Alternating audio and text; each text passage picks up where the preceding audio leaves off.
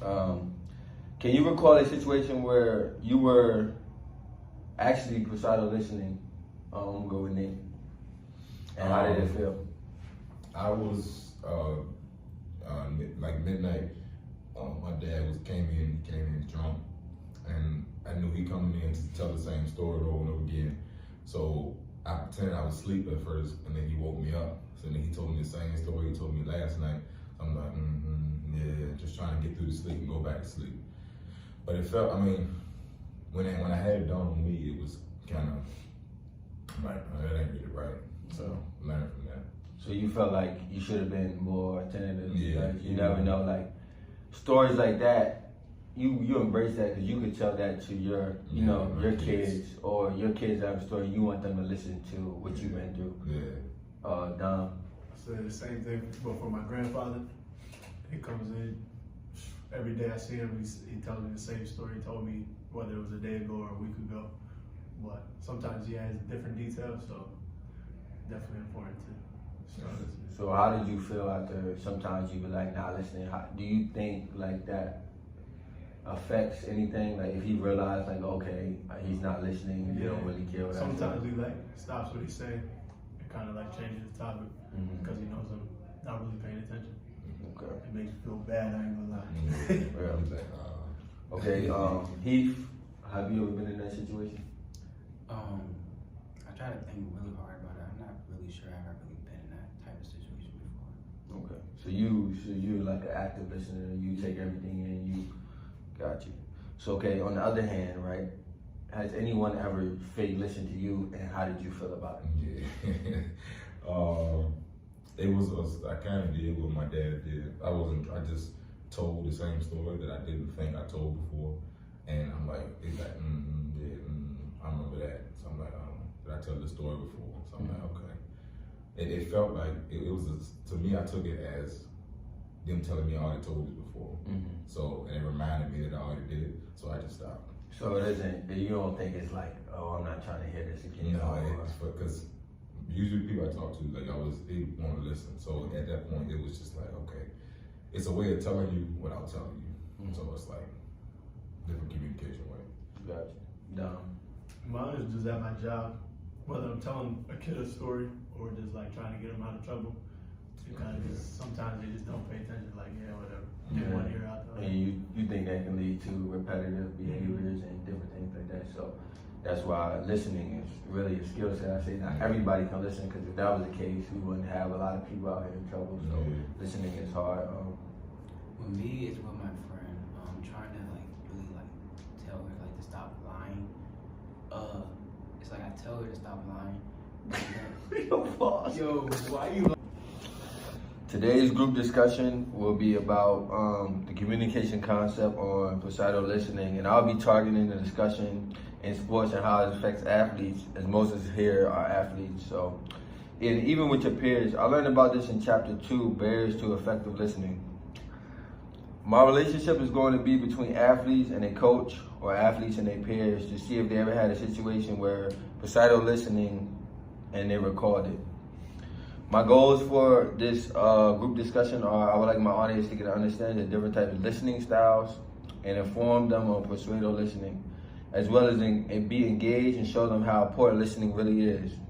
I would say listening is a skill set that not everyone has, and it's important to be a great listener, especially in sports. My agenda is I'm trying to inform listeners in this discussion so they can grasp and apply Pseudo listening to times where they had a connection with the theoretical concepts to their own connections. For scenario 1 in our warm-up. Imagine that you're at the dinner table with your family. It's you, your mother, your father, and maybe a few siblings. As you're picking at your food, your parents start reminiscing about how things were back in the day. Although they are telling you, your siblings, the same stories that they told a million times, you sit and pretend to listen and picking at your broccoli, and now it's cold. Or maybe imagine a different scenario. You and your closest friends are in the caf sharing a meal. As you sit down to eat mac and cheese on your Soul Food Thursday, you hear your homegirl or homeboy start to vent about their partner or sneaky link for the 10th time this week. When you realize the story contains the same general context that all the other stories and their partners contain, you subconsciously zone out and simply add an occasional or yeah into the conversation. Before you know it, the story is over, and you have to recollect of what was said because you weren't truly listening. Both of these examples body all of pseudo listening. Pseudo listening is fake listening, and that people behave like they're paying attention, but they're really not.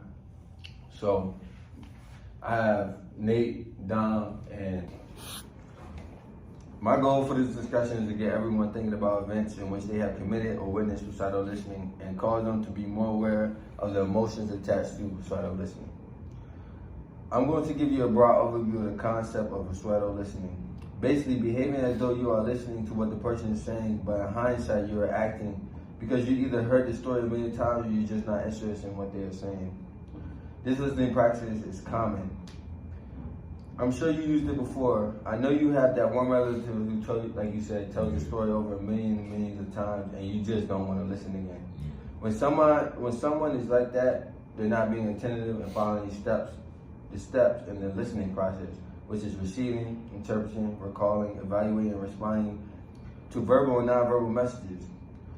Pseudo listening is something that we all participate in from time to time. We don't really think about it until that one time when your friend is telling a story and you aren't paying attention and they ask for feedback. When they ask for feedback and you can't give them feedback because you don't know what they were saying, that shows you that you weren't really listening. And I know if that was me as a friend, I would feel some type of way. And that's why the emotions are attached to pseudo listening, because people feel a certain type of way after they tell a story and you can't recall what they're saying. You're supposed to be their friend. So pseudo listening shouldn't be something you get caught into and make a habit, because it could be used in the wrong scenario. You can think it's regular now, but you end up doing it in class or while a teacher is giving a big assignment or at a job interview, and you miss the important things being said by fake listening.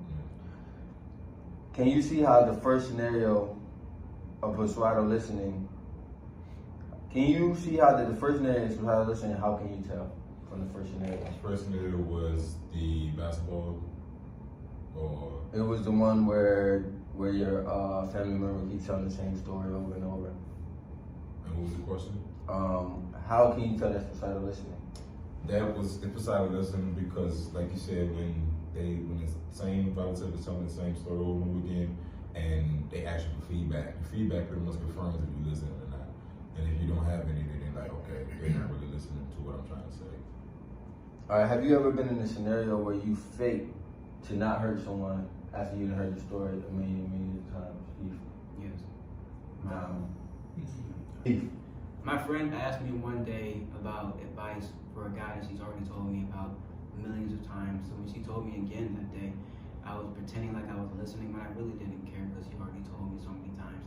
She asked for feedback, what should I do? I told her to repeat the story again because I wasn't listening because I've already heard it so many times. And I'm pretty sure she felt some type of way. So we have another scenario here. It's a close game. We all athletes in here, so we know. You ever been in a close game and a coach calls a timeout, and the star player on the team, he's having a bad game right now. So he's mentally not there in the game.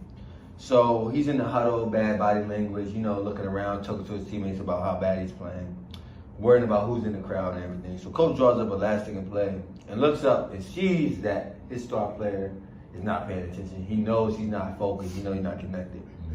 He draws up the play anyway for his star player. And he goes out and asks the star player, do you know the play? And the star player says yes. So as the star player walks onto the court, after he had told the coach that he was listening when he really wasn't, they drop the play, they take the ball out. He runs the wrong way, and a teammate thought he was going to run the other way. They turn the ball over, they lose the game. Do you see the connection between pseudo listening and this scenario? Yeah, the pseudo listening was when he was worried about the crowd and everything else that was going on except the actual play that they ran. And then when his coach asked him, did he know the play, he said, yeah, just so he could just act like he was, so the play be ran for him. Next question for Don. Has this ever been you in this situation, and how would you feel if you're his teammate? Personally, it hasn't happened to me, but if it was to happen, I would be extremely bad, and I would definitely let him and the coach know about it. That's unacceptable.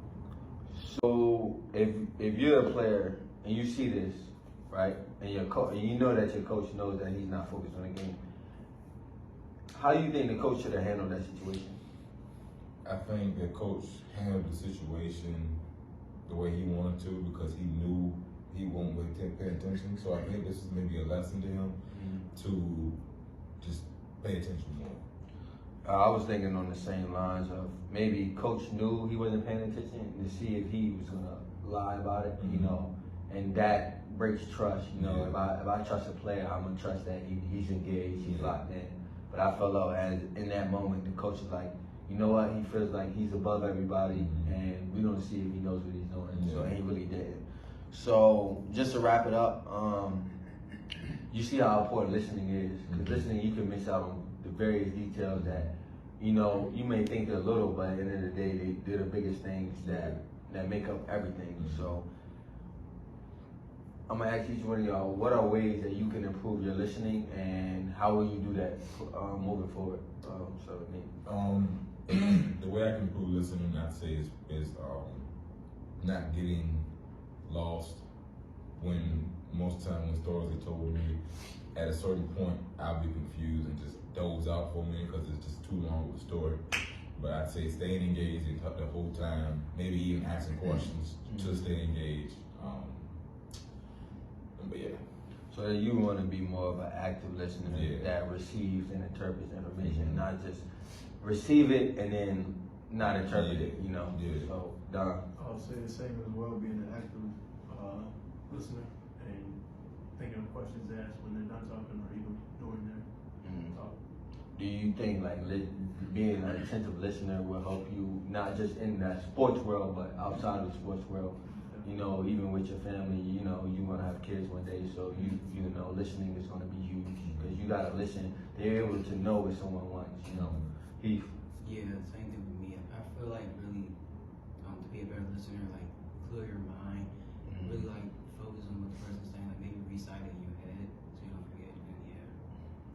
And And also another thing about listening too is you got to look at the non-verbal and the verbal cues. You know, listening can be pertained by body language also. Like if I look at you and I tell like, oh, I can tell you really not engaged. You're not making eye contact with me. You're not focused.